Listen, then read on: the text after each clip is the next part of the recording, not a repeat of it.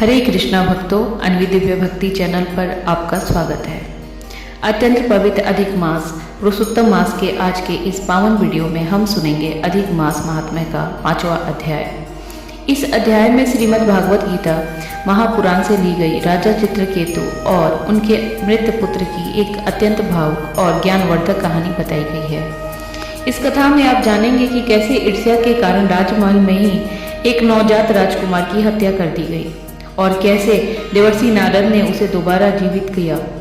जीवित होने के बाद उस बालक ने जीवन, मृत्यु और मोह के बंधनों को लेकर जो उपदेश दिया वह हम सभी की आंखें खोल देने वाला है। यही राजा चित्रकेतु अगले जन्म में वृत्रासुर बने थे। वीडियो को अंत तक पूरा देखें और इस पवित्र महीने में पुण्य के भागीदार बने। अगर आपको यह कथा अच्छी लगे तो वीडियो को लाइक, शेयर और हमारे चैनल को सब्सक्राइब अवश्य करें।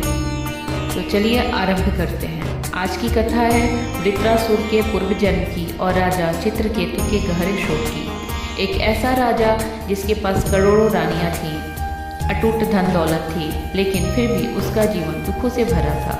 आखिर क्यों उस राजा के नवजात शिशु की हत्या राजमहल में ही कर दी गई और मरे हुए पुत्र ने दोबारा जीवित होकर अपने ही माता पिता को क्या उपदेश दिया? आइए जानते हैं इस अद्भुत पौराणिक कथा में। शूरसेन प्रांत में चित्रकेतु नाम के एक अत्यंत पराक्रमी, विद्वान और धार्मिक राजा राज करते थे। राजा के पास सब कुछ था, वैभव, ऐश्वर्य और 1 करोड़ रानियां। लेकिन इतनी रानियां होने के बाद भी राजा चित्रकेतु की कोई संतान नहीं थी।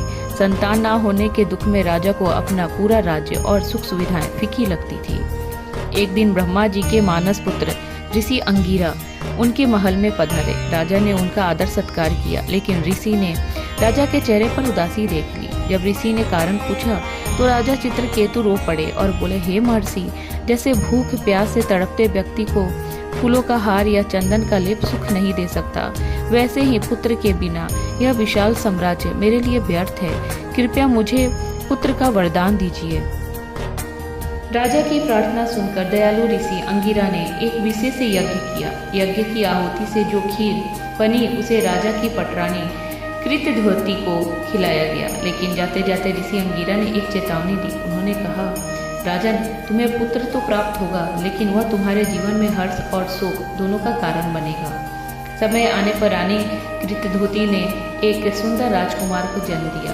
पूरे राज्य में खुशियां मनाई गई। राजा चित्रकेतु ने ब्राह्मणों को करोड़ों गाय, सोना चांदी दान किए। अब राजा अपना पूरा समय उस बालक और पटरानी कृतध्वति को देने लगे।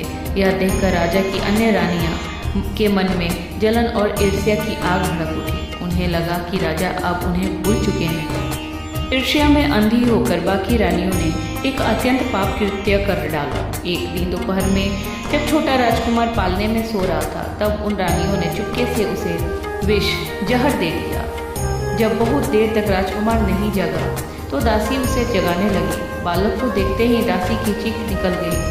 राजकुमार की आंखें पलट चुकी थी और उसका शरीर ठंडा पड़ चुका था। उसकी मृत्यु हो चुकी थी। पूरे राजमहल में कोहराम मच गया। राजा चित्रकेतु और रानी कृतध्वति अपने मृत पुत्र को छाती से लगाकर जमीन पर गिर पड़े और विलाप करने लगे। राजा रानी को इस तरह आत्मघाती शोक में डूबा देख वहां ऋषि अंगिरा और देवर्षि नारद प्रकट हुए। ऋषि अंगिरा ने राजा को समझाया कि यह संसार और इसके रिश्ते क्षणभंगुर हैं, इसके लिए शोक मत करो। लेकिन राजा का मोह शांत नहीं हुआ। तब देवर्षि नारद ने अपनी योग शक्ति से उस मृत बालक के शरीर में दोबारा प्राण फूंक दिए। बालक जीवित होकर बैठ गया। नारद जी ने उस बालक से कहा, हे जीवात्मा, देखो तुम्हारे माता पिता तुम्हारे जाने से कितने दुखी हैं। तुम चाहो तो इस शरीर में रहकर दोबारा राजा के पुत्र के रूप में जीवन का आनंद ले सकते हो। तब उस जीवित बालक जीवात्मा ने एक ऐसा उपदेश दिया जिसने सबको चौंका दिया। बालक हंसते हुए बोला, हे ऋषिवर, अपने कर्मों के अनुसार मैं ना जाने कितनी योनियों में भटक चुका हूँ। इस चक्र में कौन किसका माता और कौन किसका पिता। जीवात्मा का किसी से कोई स्थायी संबंध नहीं होता। यह शरीर तो बस एक सराय की तरह है, जहाँ कुछ समय के लिए ठहरना होता है। इसलिए मेरे लिए शोक करना व्यर्थ है। यह कहकर वह जीवात्मा दोबारा उस शरीर को छोड़कर चली गई। इस दिव्य ज्ञान को सुनकर राजा चित्रकेतु और रानी का मोह भंग हो गया। उन्होंने शोक करना बंद किया और राजकुमार का अंतिम संस्कार किया। इसके बाद नारद मुनि ने राजा चित्रकेतु को भगवान श्री हरि का एक विशेष महामंत्र दिया, जिसका जप करके राजा ने परम सिद्धियां और भगवान अनंत देव के साक्षात दर्शन प्राप्त किए। यही राजा चित्रकेतु अगले जन्म में भगवान के परम भक्त वृत्रासुर बने।